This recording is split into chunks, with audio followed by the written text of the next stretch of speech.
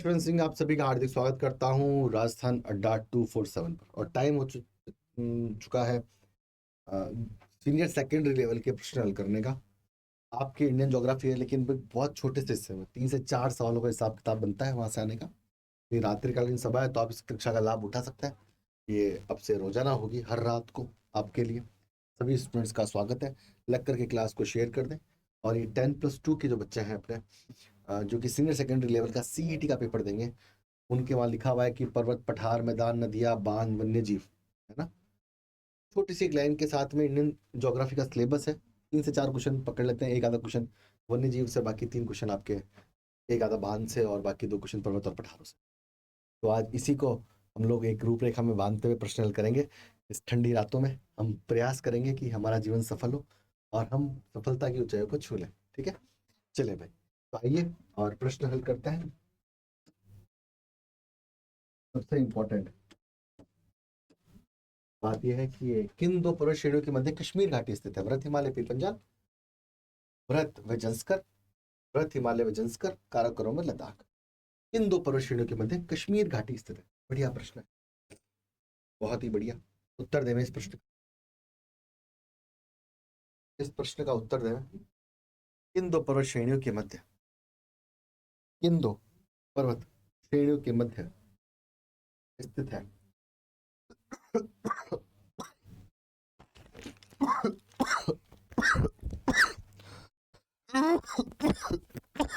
हाँ, तबीयत थोड़ी सी नासाज है, मौसम ही ऐसा है, क्या करें। उत्तर देवें इस प्रश्न का क्या होगा? आंसर दें फटाफट। किन दो पर्वत श्रेणियों के मध्य कश्मीर घाटी स्थित है? तो कश्मीर घाटी की अगर हम बात कर लें तो व्रत, हिमालय और पीर पंजाल। पीर पंजाल लघु हिमालय का पार्ट है, और व्रत हिमालय, इन दोनों के मध्य कश्मीर घाटी स्थित है। और कश्मीर घाटी जो है वो अपने करेवाओं के लिए प्रसिद्ध है। और करेवा एक ऐसी जमीन होती है जहां पर केसर की खेती होती है। केसर की खेती होती है, किसी खेती होती है? केसर की खेती होती है। चलिए भाई, नेक्स्ट प्रश्न। जैमू हिमनद स्थित है। जैमू हिमनद स्थित है ट्रांस, आंतरिक हिमालय, उप हिमालय, मध्य हिमालय। जैमू हिमनद स्थित है, आंसर दें। जैमू हिमनद स्थित है, जैमू हिमनद स्थित, आंसर दें। जैमू हिमनद स्थित है, जैमू हिमनद स्थित, उत्तर दें। उत्तर दें फटाफट लग करके। क्लास को शेयर कर दें अच्छे से, क्लास को शेयर करें, क्लास को अच्छे से शेयर करें।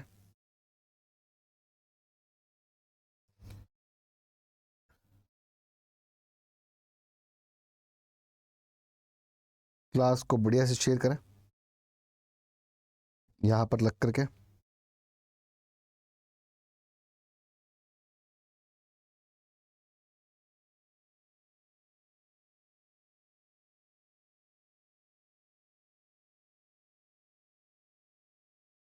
बताएं। तो जैमू हिमनद जो है वो कंचनजंगा की पद स्थली के अंदर स्थित है, और व्रत हिमालय का पार्ट, आंतरिक हिमालय भी कहते हैं। लेकिन आपसे तक टफ क्वेश्चन नहीं पूछेगा।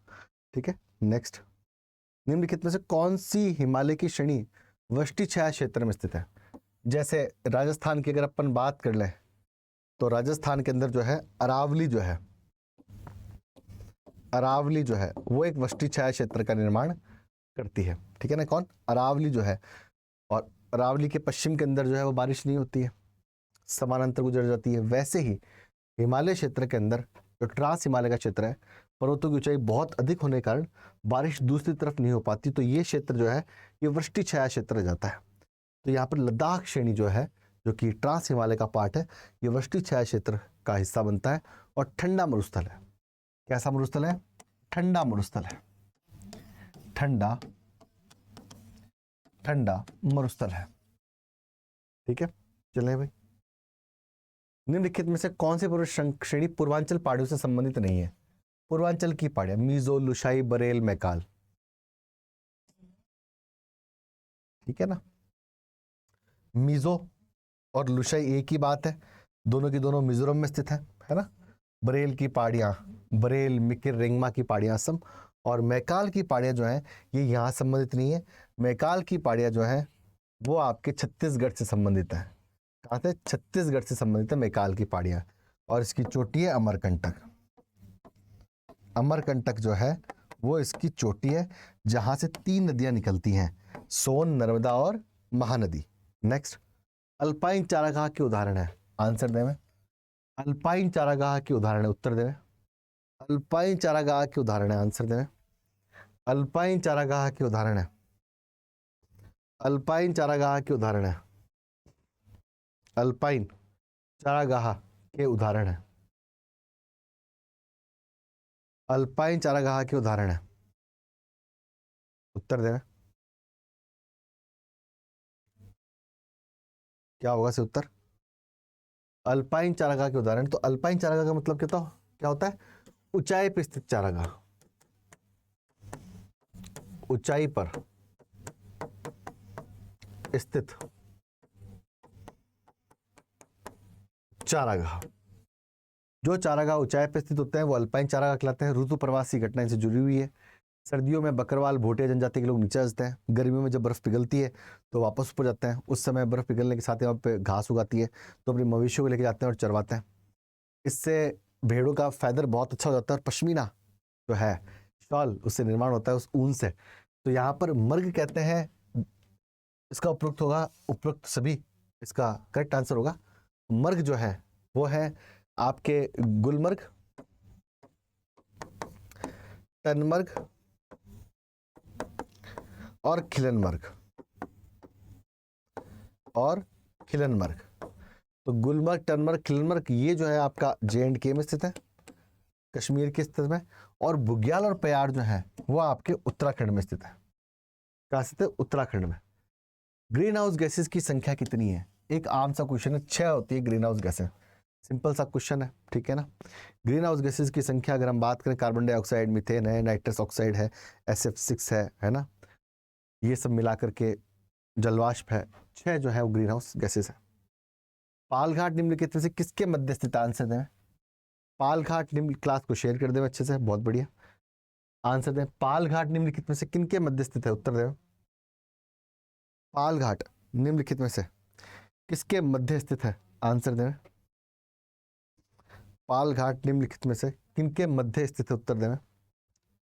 पालघाट निम्नलिखित में से किनके मध्य स्थित है? तो पालघाट की अगर हम बात करें तो पालघाट जो है इसके ऊपर जो है, पालघाट के ऊपर जो है वो नीलगिरी की पहाड़ियां, और इसके नीचे जो है अगर हम चर्चा करें, इसके नीचे जो है अन्नामलाई, और इनके मध्य जो है वो क्या स्थित है? पालघाट। इनके मध्य जो है पालघाट। नीलगिरी उत्तर में, दक्षिण में अन्नामलाई, बीच में पालघाट। केरल को तमिलनाडु से जोड़ता है, केरल को तमिलनाडु से जोड़ता है। तो नीलगिरी और अन्नामलाई, नीलगिरी और अन्नामलाई के मध्य है ना।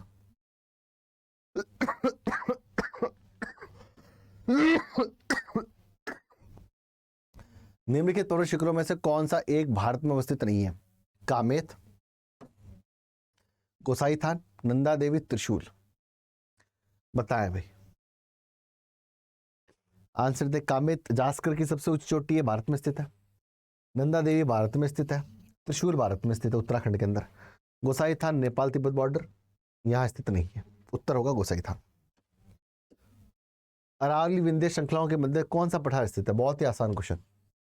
अरावली विंध्य श्रृंखलाओं के मध्य कौन सा पठार स्थित है? आंसर देवें। कौन सा पठार स्थित है? उत्तर देवें। कौन सा पठार स्थित है? आंसर देवें। कौन सा पठार स्थित है?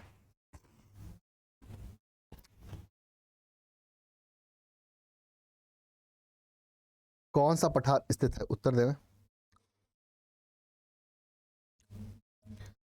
कौन सा पठार स्थित है? उत्तर देवें। तो इसका आंसर क्या होगा? अगर हम बात कर लें, इसे समझ लें, तो अरावली की जो लोकेशन है ये अरावली आपके ठेठ पालनपुर से लेकर के और दिल्ली रिज तक फैली हुई है। 550 किलोमीटर का राजस्थान में विस्तार है। और इसी के साथ में देखें यहाँ पे तो विंध्यन, इसका है विंध्यन का, और इनके मध्य जो है ये जो है मालवा का पठार, मालवा का पठार,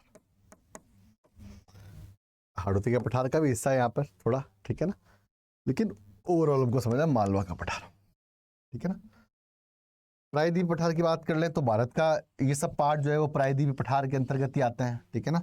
आपका अरावली, हाड़ौती का पठार, मालवा का पठार, विंध्य सब जो है ये प्रायद्वीप पठार के अंतर्गत आते हैं। और भारत में सभी भौतिक प्रदेशों में सबसे बड़ा भौतिक प्रदेश कौन सा है? प्रायद्वीप पठार जो है वो सबसे बड़ा भौतिक प्रदेश है। 16 लाख वर्ग किलोमीटर, 16 लाख km² जो है वो सबसे बड़ा भौतिक प्रदेश है, लेकिन और सबसे प्राचीन भी, जिसके ये सभी पार्ट जो है वो इसी के पार्ट है। छोटे नागपुर का पठार मुख्यतः झारखंड में स्थित है और इसे रूर प्रदेश भी कहते हैं, और रूर प्रदेश जर्मनी में स्थित है, उसी से कॉपी करके इसको कहता है रूर प्रदेश, क्योंकि यहाँ पे खनिज संपदा बहुत अधिक है। मेघालय का पठार भाग है, आंसर में मेघालय का पठार भाग है, उत्तर दे में मेघालय का पठार भाग है, आंसर दे मेघालय का पठार भाग है, उत्तर दे मेघालय का पठार भाग है। मेघालय का पठार किसका भाग है? आंसर दे मेघालय का पठार भाग है, उत्तर दे। तो मेघालय का पठार जो है वो प्रायद्वीपीय खंड का हिस्सा है। इसका हिस्सा है, प्रायद्वीपीय खंड का हिस्सा है, याद रखें। मेघालय का पठार जो है उसका हिमालय भौतिक क्षेत्र से कोई लेना देना नहीं है, इसका मतलब प्रायद्वीपीय खंड से है। वैलीकोंडा की पहाड़ियां जो पूर्वी घाट एक भाग है, कहाँ अवस्थित है? वैलीकोंडा की पहाड़ियां, वैलीकोंडा, पालकोंडा, नल्लामला, किससे है बताएं? किससे संबंध है इनका? आंसर दे, किससे संबंध है इनका? उत्तर दे।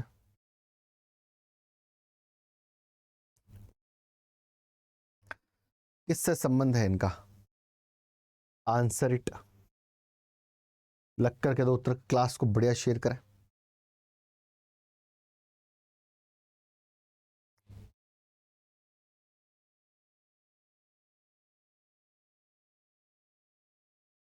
उत्तर देना।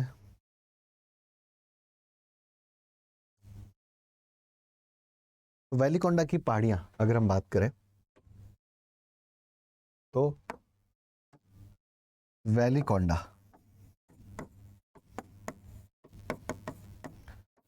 पालकोंडा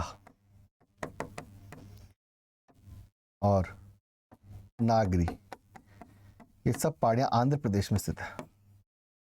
आंध्र प्रदेश में, तमिलनाडु में जावादी, शेवरॉय, पंचमलाई और सिरूमाली, और साथ में मैलागिरी। मलयगिरी उड़ीसा में स्थित है, मैलागिरी जो है आपके तमिलनाडु में स्थित है, चंदन की खेती के लिए प्रसिद्ध है ना। उड़ीसा में बात करें तो गडजात, महेंद्रगिरी, महेंद्रगिरी, और कर्नाटक की बात करें तो बाबूदान, कुद्रेमुख, पुष्पगिरी और मुलनगिरी। यहाँ पे करेक्ट उत्तर होगा आंध्र प्रदेश। आपको इतनी पहाड़ियां याद नहीं करनी है, आपके स्तर पे नहीं पूछेगा, लेकिन एक आधी पार्ट जो है आपको पूछ सकता है। यहाँ पर गारसोपा जलप्रपात, गारसोपा जलप्रपात अवस्थित है, आंसर देवे लग करके, क्लास को बढ़िया शेयर करें।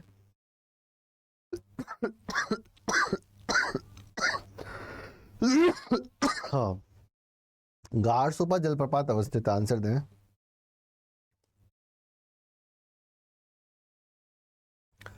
गारसोपा जलप्रपात अवस्थित है, आंसर 8 बताएं। तो गारसोपा जलप्रपात जो है वो पश्चिमी घाट में अवस्थित है। गारसोपा जलप्रपात की स्थिति देखें हम तो यहां पर, और ये जलप्रपात जो है ये शेरावती नदी पर, भारत का सबसे चौड़ा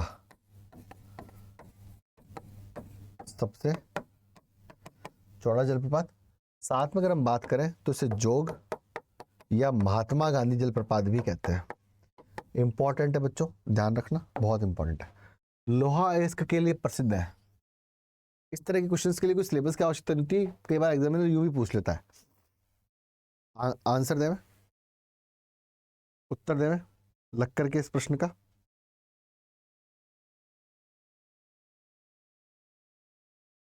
आंसर दें इस प्रश्न का, सही प्रश्न का सही उत्तर।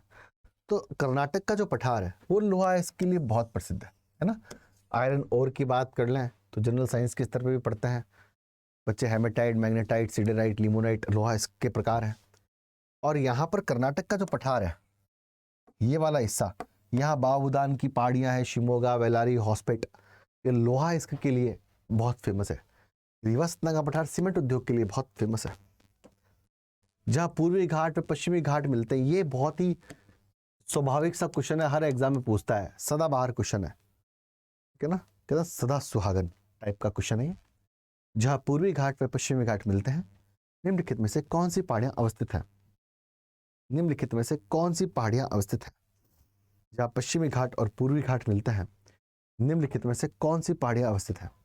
तो कौन सी पहाड़ियां अवस्थित है, बात कर लें तो पूर्वी घाट और पश्चिमी घाट मिलते हैं, तो पूर्वी घाट और पश्चिमी घाट मिलते हैं। कौन सा पूर्वी घाट और पश्चिमी घाट मिलता है? पश्चिम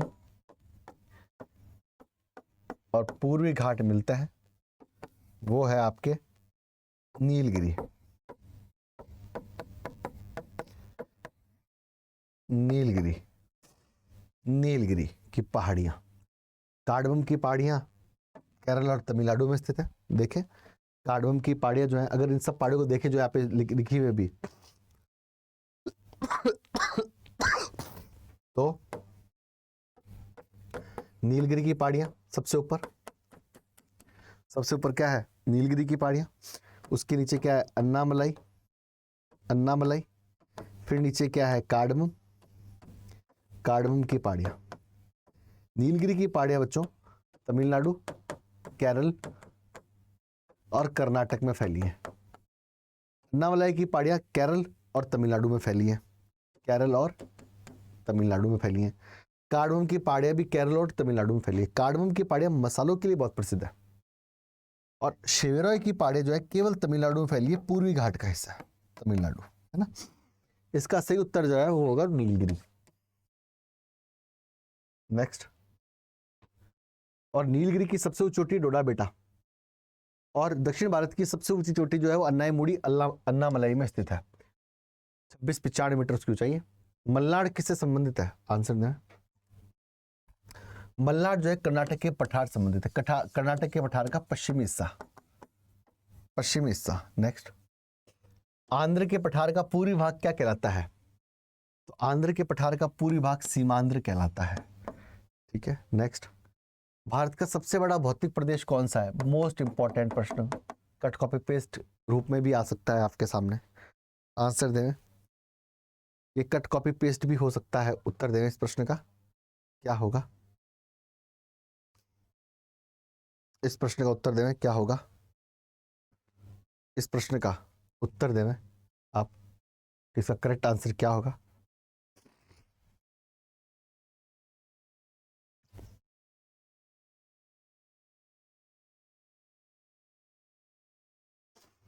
तो प्रायद्वीपीय पठार, क्या होगा उत्तर इसका? प्रायद्वीपीय पठार।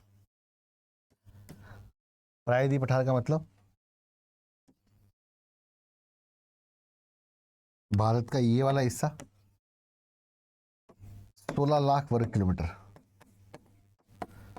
सबसे प्राचीन है क्योंकि गोंडवाना का पार्ट है ना। उत्तर का मैदान 7 लाख किमी स्क्वायर, हिमालय पर्वत 5 लाख, उत्तरी पर्वतीय प्रदेश की बात कर लें। नेक्स्ट, प्रायद्वीप पठार का मुख्य कौन सी शैल से बना है? आर्किन क्रम की शैल से बना है, 2/3, ठीक है ना। प्राथमिक चट्टाने जो आर्किन चट्टाने थी सुमिलित कीजिए, इसको सुमिलित करें, इस प्रश्न को सुमिलित कीजिए, सुमिलित कीजिए, सुमिलित कीजिए,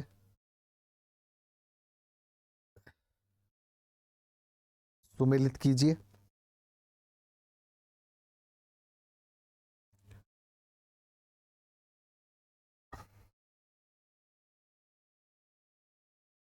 सुमिलित कीजिए इस प्रश्न को, इसका उत्तर दीजिए। तो कार्डमम की पहाड़ियां कोरोमंडल बिल्कुल भी नहीं, कैमूर की पहाड़ियां कोंकण तट बिल्कुल भी नहीं, महादेव की पहाड़ियां मध्य भारत बिल्कुल सही, एमपी में मिकिर की पहाड़ियां पूर्वोत्तर बिल्कुल सही। तो 3 और 4 बिल्कुल करेक्ट है, 3 और 4 बिल्कुल करेक्ट है ना। महादेव की पहाड़ियां एमपी में है, सबसे ऊंची चोटी इसकी कौन सी है? धूपगढ़ 1350 मीटर। मिकिर की पहाड़ियां असम में, मिकिर और रेंगमा। तो यहाँ पे 3 और 4 सही। कार्डमम की पहाड़ियां जो है कोरोमंडल पर नहीं है, कार्डमम की पहाड़ियां कोरोमंडल तट तो पूर्व की तरफ रह गया, ये तो पश्चिमी घाट का हिस्सा है। कैमूर की पहाड़ियां बिहार में स्थित है। कोंकण तट कौन सा होता है? दमन से लेकर के गोवा तक, ये कोंकण तट है। कैमूर की पहाड़ियां बिहार में, तो मेल नहीं है। चलो, उत्तर तो बहुत आसान प्रश्न है आज का, बहुत आसान प्रश्न है आज का, बहुत आसान प्रश्न है आज का। बताओ उत्तर दें, उत्तर दें इस प्रश्न का क्या होगा? उत्तर दें इस प्रश्न का, इस प्रश्न का उत्तर दें क्या होगा?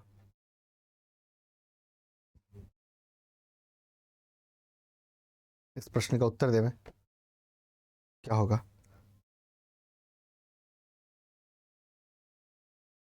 तो मध्य भारत की बात कर लें, तो मध्य भारत में विंध्य करेक्ट है, विंध्य करेक्ट है। तमिलनाडु की बात कर लें तो नीलगिरी करेक्ट है। राजस्थान की बात कर लें तो अरावली करेक्ट है। झारखंड की बात कर लें तो राजमहल करेक्ट है। तो चलो मिला लेते हैं। तो ए में दूसरा, चलो सीधे उत्तर आ गया। ए में दूसरा, बी में नीलगिरी, सी में वन और डी में राजमहल की पहाड़ियां। बहुत बढ़िया। शेवेरॉय की पहाड़ियां, शेवेरॉय की पहाड़ियां किस राज्य में स्थित है? आंसर दो। शेवेरॉय की पहाड़ियां किस राज्य में स्थित है? उत्तर दें।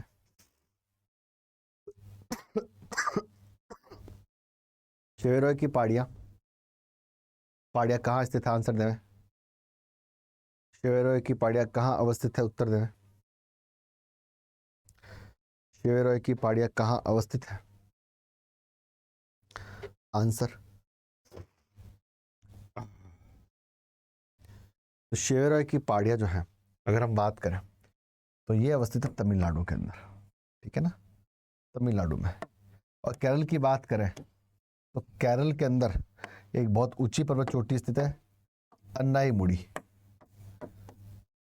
अन्नाई मुड़ी, जो कि दक्षिण भारत की सबसे ऊंची पर्वत चोटी है। दक्षिण भारत की सबसे ऊंची पर्वत चोटी है। इसका उत्तर होगा तमिलनाडु, शेवेरॉय की पहाड़ियां। प्रायद्वीप पठार का क्षेत्रफल कितना है? आंसर देना। प्रायद्वीप पठार का क्षेत्रफल कितना है? उत्तर देना। प्रायद्वीप पठार का क्षेत्रफल कितना है? आंसर देना। प्रायद्वीप पठार का क्षेत्रफल कितना है? उत्तर देना।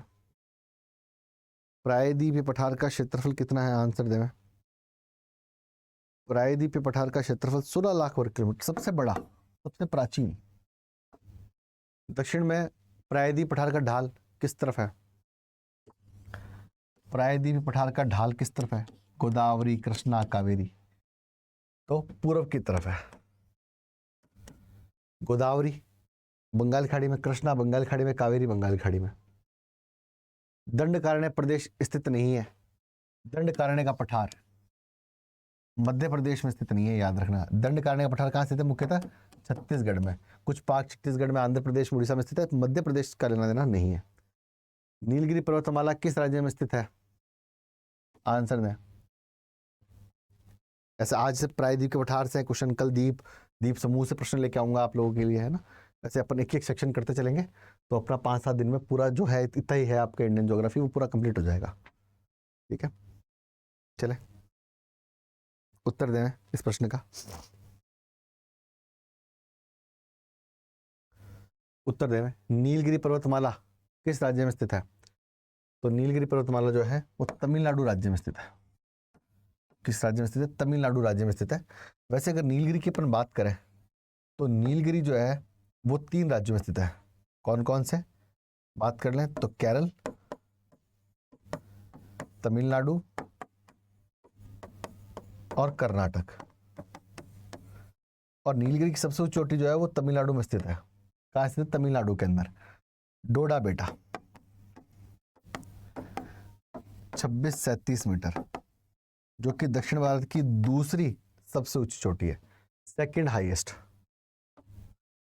बीहड़ों का निर्माण निम्नलिखित में से कौन से पठार में हुआ है? बीहड़ों का निर्माण अवनाली का अपर्दन,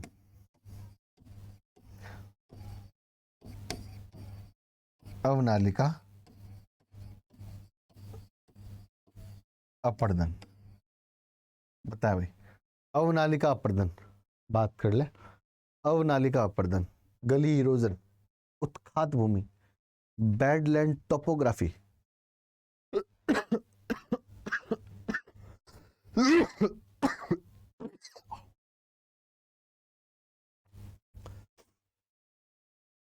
अवनाली का अपर्दन।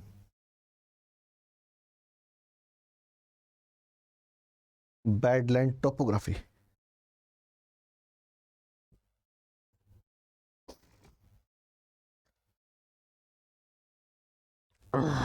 तो बात करें यहां पर तो बुंदेलखंड का पठार है ना, चंबल और उसकी सहायक नदियों द्वारा बुंदेलखंड के पठार में, कार्बी आंगलोंग का पठार असम में, मेवाड़ का पठार मेवाड़ के हिस्से में, लावा का पठार अपना महाराष्ट्र। तो यहाँ पर अवनाली का अपर्दन, कटीफटी। और पान सिंह तोमर का डायलॉग आपको याद हो गई, सीमेंट उद्योग के लिए रीवा सतना का पठार फेमस है। चूने पत्थर की आप आए, रीवा सतना एमपी के अंदर। प्रायद्वीप भारत की सबसे ऊंची चोटी कौन सी है? आंसर दें। प्रायद्वीप भारत की सबसे ऊंची चोटी कौन सी? उत्तर दें। लग करके शेयर कर दें क्लास को, एक बार लाइक कर दें, सेशन को सब्सक्राइब कर दें, चैनल को। उत्तर दें, उत्तर दें इस चीज का, इस प्रश्न का उत्तर दें, उत्तर दें इसका, इस प्रश्न का तुरंत प्रभाव से क्या होगा सही आंसर?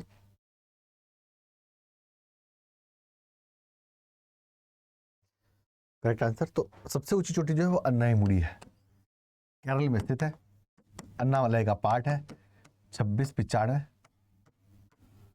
और बात कर लें ऊटी की तो नीलगिरी में स्थित है। डोडा बेटा 2637 दूसरी हाईएस्ट है तमिलनाडु के अंदर। और महाबलेश्वर जो है वो महाराष्ट्र में स्थित है।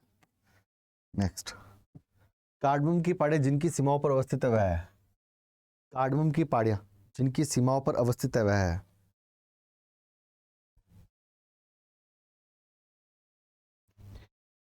कार्डमम की पहाड़ियां जिनकी सीमाओं पर अवस्थित है वह है। कार्डमम की पहाड़ियां जिनकी सीमाओं पर अवस्थित है वह है। उत्तर दें।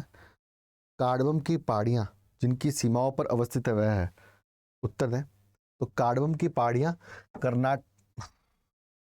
कार्डमम की पहाड़ियां अगर हम बात करें तो कार्डमम की पहाड़ियां केरल और अरे क्या हो रहा है भाई, केरल और तमिलनाडु पे स्थित है और मसालों के लिए फेमस है। अगस्त मलाई इसकी सबसे छोटी, मसालों की खेती के लिए बहुत फेमस है। नेक्स्ट बात करें क्वेश्चन नंबर 30वां हल करते हैं।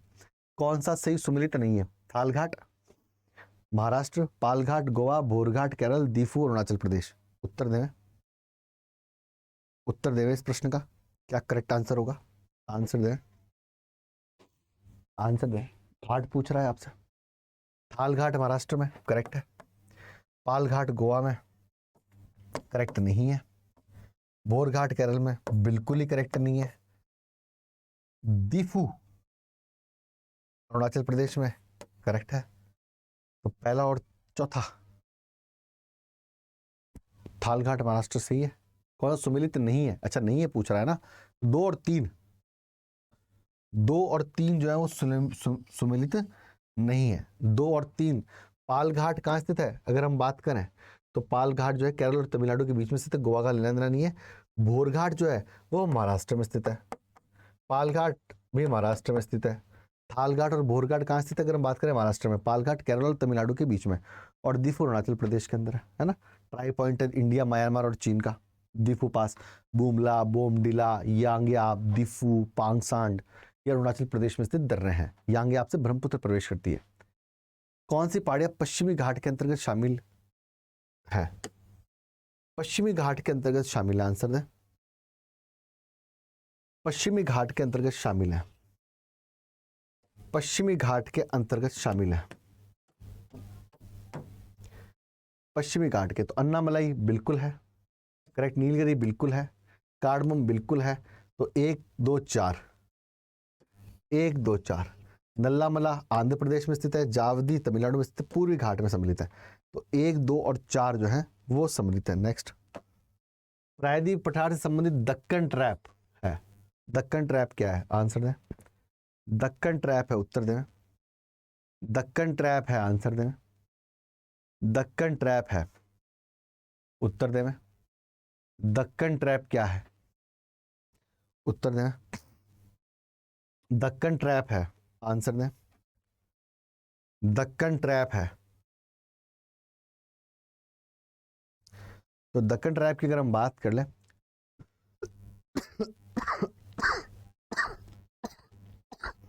एक मिनट, सॉरी।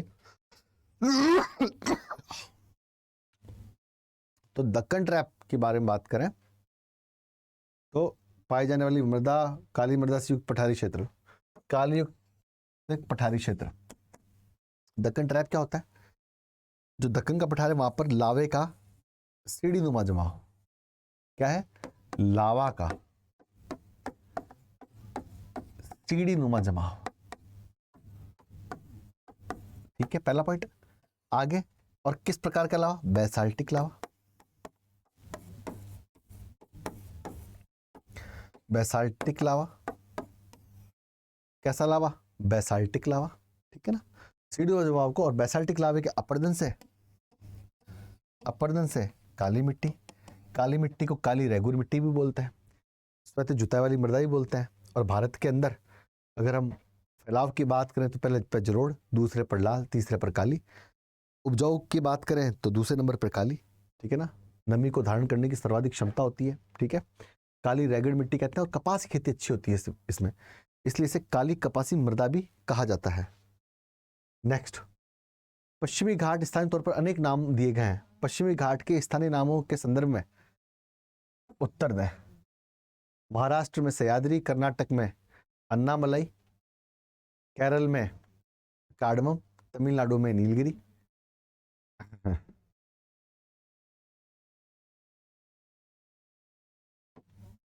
तो महाराष्ट्र का मतलब सह्याद्री, करेक्ट है, पहला नंबर 1 बिल्कुल सही है। कर्नाटक में अन्नामलाई नहीं, केरल में कार्डमम नहीं, तमिलनाडु में तो 1 कौन सा संदर्भ में कौन सा सुमिलित, क्या आ गया?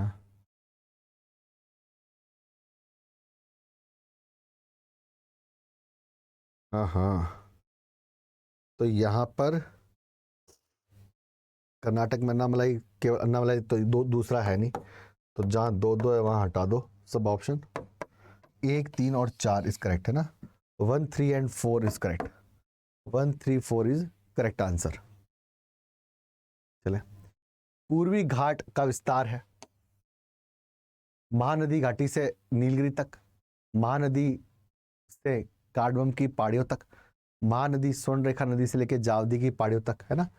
तो महानदी से लेकर के और नीलगिरी तक जो है, क्योंकि नीलगिरी में आकर के पूर्वी घाट और पश्चिमी घाट मिल जाते हैं, नीलगिरी में आकर के मिल जाते हैं, है ना। मेघालय के पठार के तीनों भागों में बांटा गया है। गारो खासी जयंतियां, इनका विभाजन किस आधार पर किया गया है? गारो खासी जयंतिया की पहाड़ियां भी शिलोंग की ऊंचाई पूछी थी, शिलोंग चोटी की ऊंचाई ग्रेजुएशन लेवल में, है ना, 1900 से ज्यादा है। आंसर देना इसका।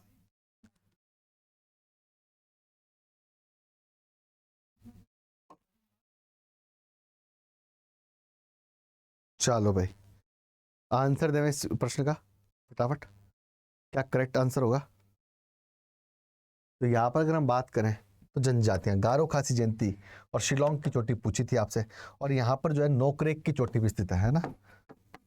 नोकरेक की चोटी, जो कि जयमंडल आरक्षित क्षेत्र भी है और यहाँ पे मनसी नाम भी है जहाँ पे सबसे अधिक बारिश होती है। उत्तर के मैदान का निर्माण किन नदियों द्वारा लाए गए अवसादों से हुआ है? बताओ। उत्तर के मैदान का निर्माण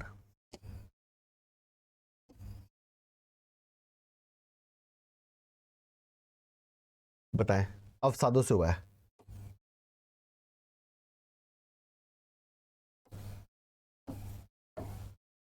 तो सिंधु गंगा ब्रह्मपुत्र बिल्कुल करेक्ट, यमुना सोन बिल्कुल करेक्ट, ए वे भी दोनों करेक्ट आंसर क्या है, ए भी दोनों। कृष्णा गोदावरी तो बंगाल खाड़ी में गिर जाती है ना, प्रायः भारत की नदियां, मतलब ही नहीं है। सिंधु गंगा ब्रह्मपुत्र नदी और यमुना सोन जो है वो इससे मैच करती हैं। ठीक है, चलें अभी नेक्स्ट। शिवालिक की तलहटी में फैले प्रदेश को कहते हैं, आंसर दें। शिवालिक की तलहटी में फैले प्रदेश को कहते हैं, उत्तर दें। थोड़ा मध्यम पढ़ा रहा हूँ तबीयत नासाज होने की वजह से। चलें आंसर दें।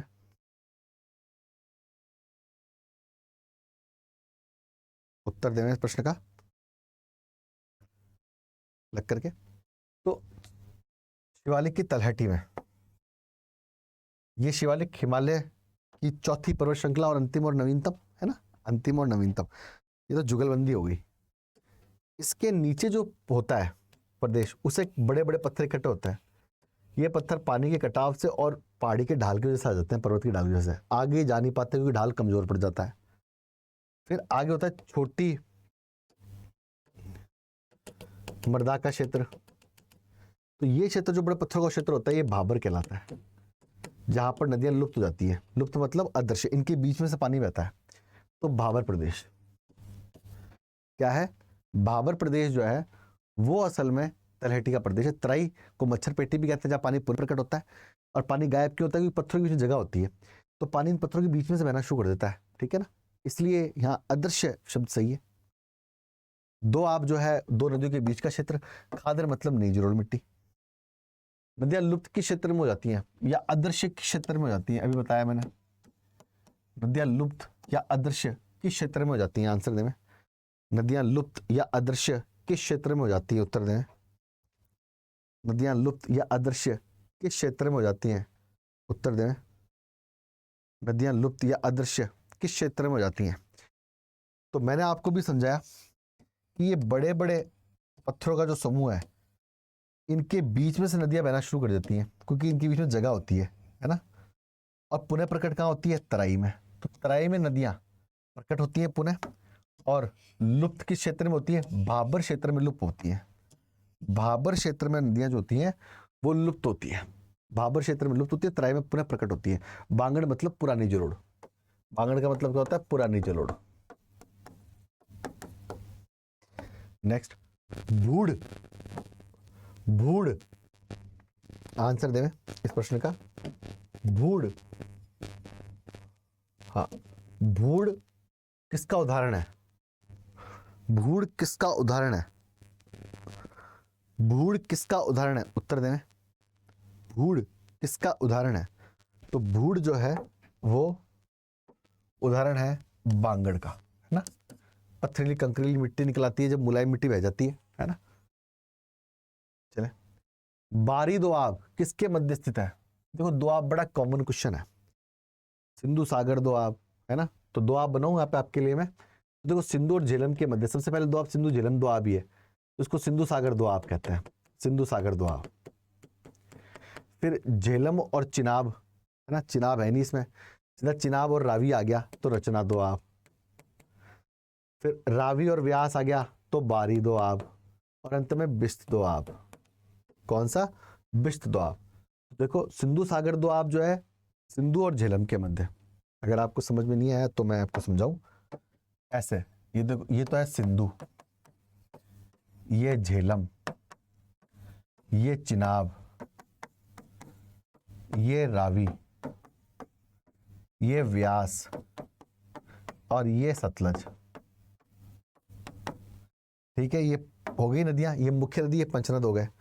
अब बढ़ देते हैं इनमें, तो सिंधु सागर दोआब, सिंधु सागर दोआब, झेलम चिनाब में छाछ दोआब, चिनाब रावी, रचना दोआब, रावी व्यास, बारी दोआब, अंत में बिश्त दोआब, अंत में बिश्त दोआब।